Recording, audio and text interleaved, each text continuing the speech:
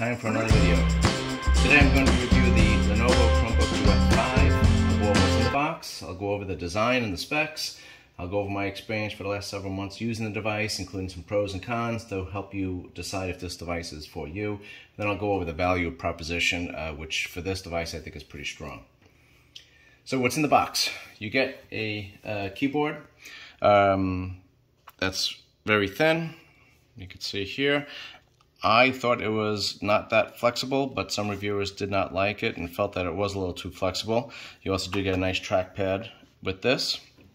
You get the magnetic back cover and a punch out for the camera, and this was for the stylus that you have to buy another piece that goes in there.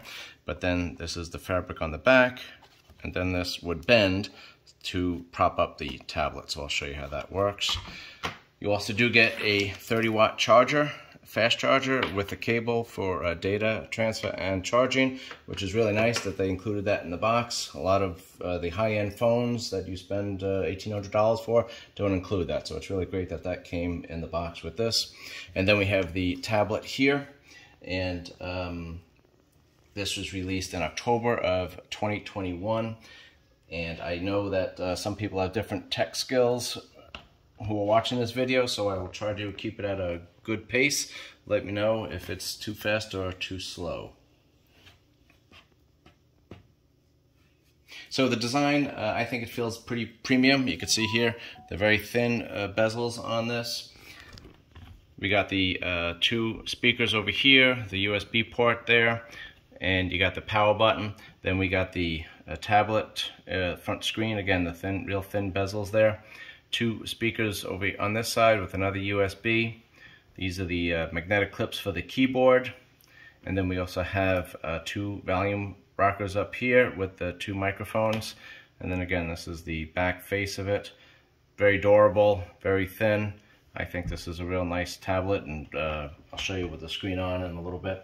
The speakers, also just to show you, there's two on each side, like I said, but when you're holding it, it's very hard to block out both, which is sometimes a problem.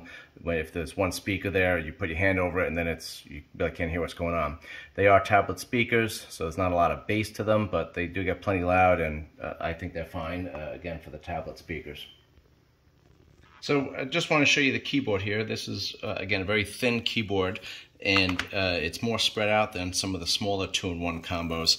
And I have a 15-inch tablet, old laptop computer here, and you could see the keyboard here is just about the same size. The number pad is not there, obviously, but you could just get an idea of the size here. It's not very cramped, and it's very spread out because the tablet is a little bit bigger in this case. The tablet by itself weighs about 1.5 pounds. If you want to add in the keyboard and the back cover, then we're at about 2.5 pounds, which is still pretty manageable. You got a 13.3-inch OLED screen, and this is made by Samsung, so they make the best screens. The screen is very good. I'll show you a sample later, but very bright, clear. The blacks are very good. The contrast is very good. Perfect screen for any kind of media or anything you want to be doing with it. It is full HD, so it's 1920 by 1080. It's got a 16.9 aspect ratio, and it gets fairly bright. 400 nits is what it's rated at. It's not 4K, but I don't think you need that, and that would drain the battery quite a bit. The 400 nits is bright enough outside, but it's very hard to work like that because it is a little bit glossy, and with that brightness of the screen, it's just a little uncomfortable. But you could do it if you had to, and it does have a 60 hertz refresh rate. So I have the screen here, and I'm just going to show you with the latest iPad. This is a 10.2-inch screen, and you can see the difference in the bezels, and then you can also see the size of the actual screen. So a lot of people like the iPad. It's good size for most people, but this is just a bigger one. If you're interested in getting that, I just wanted to show you the difference. So back to the specs. We do get a Qualcomm Snapdragon 7C Gen 2 processor, which is an upgrade from the original Duet. And you do get 8 gigs of RAM with 128 gigabytes of memory. It is eMMC storage, so it's just a little slower, but I didn't notice any issues with it at all. The battery is a 42 watt-hour battery, which lasts, some people are saying they're getting up to 20-25 hours. I you have this, using this for several days at a time, and I don't shut it off. I just put it in sleep mode, and it's been having power for several days in a row with moderate usage. So it's a really good battery with that. It does have Wi-Fi 2.4 and 5 gigahertz. It doesn't have Wi-Fi 6, but again, still not a major deal breaker. It's Bluetooth 5.1. 5.2 is currently the latest, but again, no issues connecting any devices that I have. And the cameras, you do have one up here, and then of course one on the back. The front one is 5 megapixels, the back is 8 megapixels, and you're not going to be taking any pictures with these, but they work fine for scanning documents or QR codes. I tried to deposit a check the other day with it, and the software or the app just didn't let me do that. But if that is allowable by your bank, then this would work fine for that as well. The front camera is great for Zoom calls, no problems with that. The quality will be very good. And also, the camera, as you can see here in landscape mode, is on the top. So you would be looking at the screen here, you'd be looking at the person on the other end of the Zoom call, whereas some tablets, the camera's on the top on the portrait mode. So that would be you looking at to the side. So this is a nice feature to have the camera up there with actually no cutout, so that's good. The bottom does have the spot for the keyboard, so let's go ahead and just put that in. And this is a pretty good magnetic hold on there. You can see we could hold this up. I don't want to shake it off, but it's holding just fine. Strong keyboard, and if you just get close, it will pull it in there. So real nice there. So for the 2-in-1 tablets, you have two choices. You have this option with the detachable keyboard, or you could do a tablet that folds all the way around. And I'll just show you here. So it's like this, and then the keyboard, the tablet part folds over. Then you got the keyboard on the back, and then of course you got this thick bezel here, and it's quite heavy because you're basically holding a full laptop. So I don't really like that option much. I do like the 2-in-1 option here. So if you want it as a tablet, you can use it. If you need the laptop, then you can just plug it in there, and you have that as well.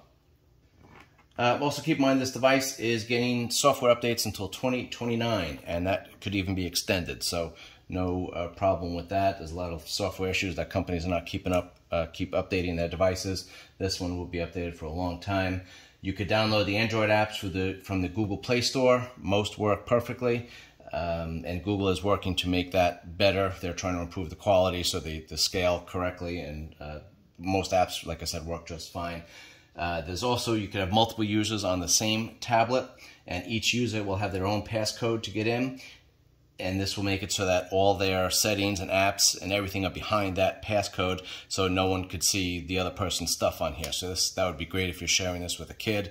You could have your own password with anything sensitive that you may not want the kid to see, and then the kid could have their games and everything set up separately, and they would be able to use it just fine. So my experience, this is a great screen. Sometimes it can be too bright if it's a little dim or late at night and you're trying to watch a movie or something, just because it's so big. Even if it does dim down quite a bit, but it's still just a lot of screen on there. It's not very heavy, so easy to hold for long periods. I didn't have any issues with that. I do have a USI stylus, which is from Lenovo, and it works fine, but it's just not as refined as an S Pen or an Apple Pencil. So it wasn't as useful as I thought it was going to be, and I did really want to like it, but it just didn't do as much as some of the other pens. The other thing, I told you about the speakers, and it's very hard to block them. Same thing with the USB ports here. If you are holding it, the USB is on the bottom, so your hands are usually not in the same spot as that. A lot of tablets have the USB right here in the middle, and that would be right where you put your hand. So if you're trying to charge this, or if you did have a headphone jack in there, you would be blocking it, and again, that might just bother some people. So I thought it was a good design for that. So again, this is just a sample of a video showing you here. You can see the size of the black bezels there, 16:9 aspect ratio, so very big screen, a very big viewing area. The angles are also very good, and there's no issue seeing the screen from long ways, especially with the OLED screen on there.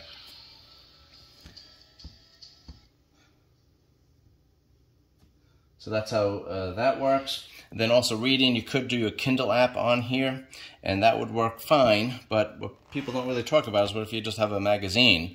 You could see here, you got 2 pages of magazine on there, and both of those are fairly legible. So you could read this just like that, Or if you wanted to, you could turn it like this, and then you got the whole page there, and then you could kind of just swipe.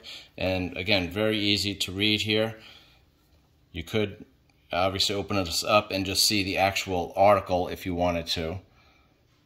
So like this. But you could also do it in the magazine mode, which is nice and convenient. Then you could just scroll it almost like a regular magazine, which is really nice. And you can see holding it in portrait mode here, there's a lot of reading there. So you don't really need to do a lot of scrolling, which is nice. And I thought reading with this was very good, for especially doing those magazines, the colored magazines, and everything shows up real nice. And with the bigger screen, it makes it very easy to do.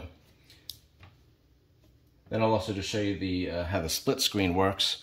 If we so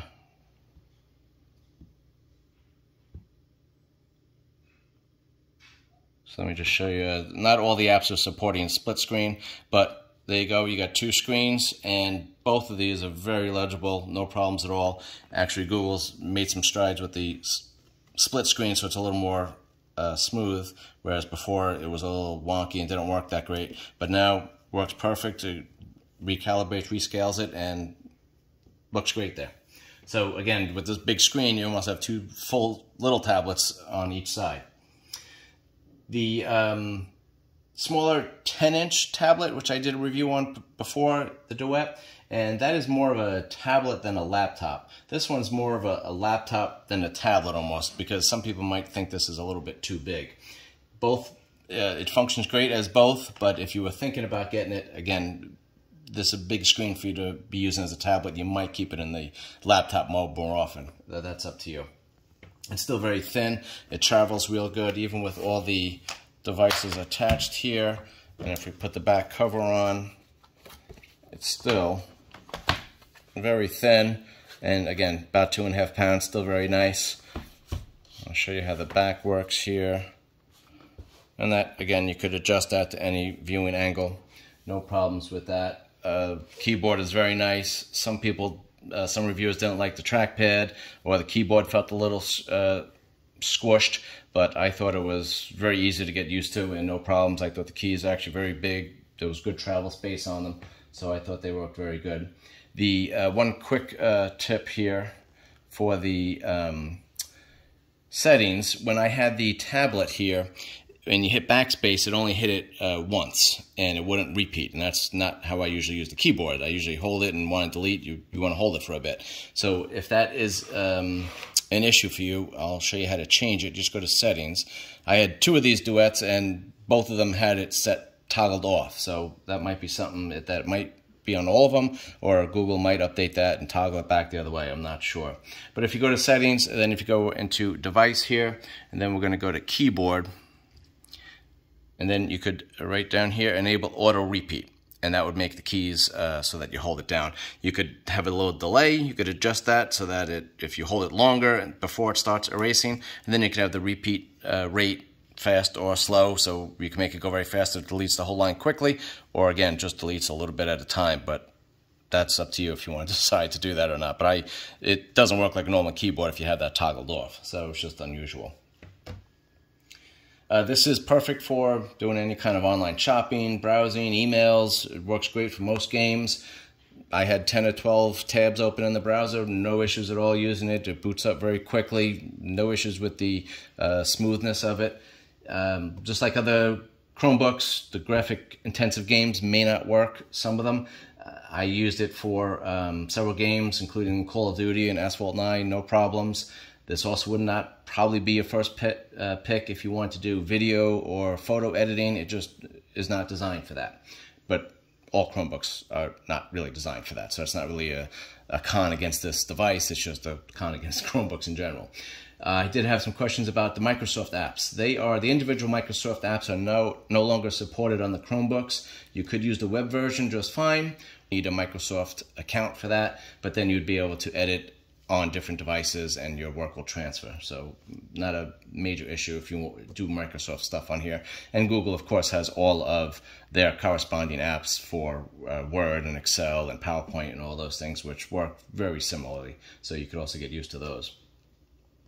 If you do have a specific app or some program that you definitely need for work, you might want to make sure that it is accessible with your Chromebook and it does work before you purchase this.